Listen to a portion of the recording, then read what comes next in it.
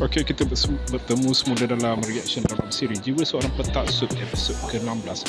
Jadi dalam episod kali ni, kita boleh tengok Diana mula, dia macam beronta-ronta lah. Dia macam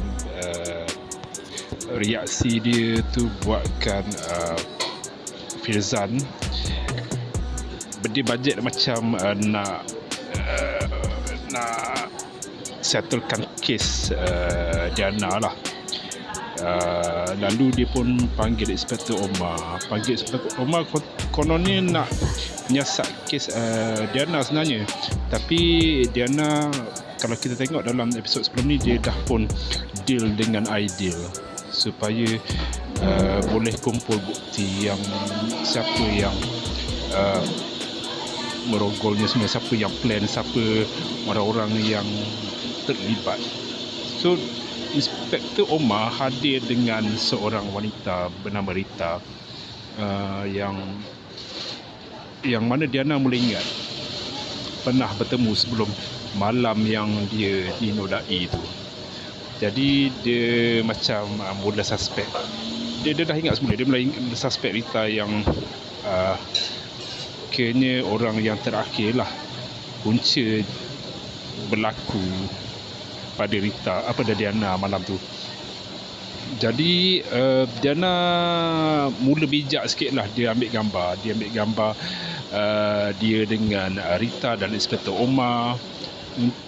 Jadi kita harap gambar tu dapat diberikan, dihantar kepada Aidil supaya senang sikit lah Aidil buat kerja dia.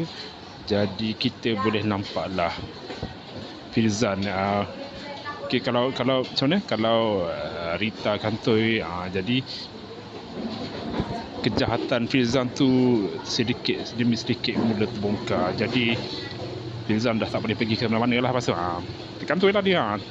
Jadi ada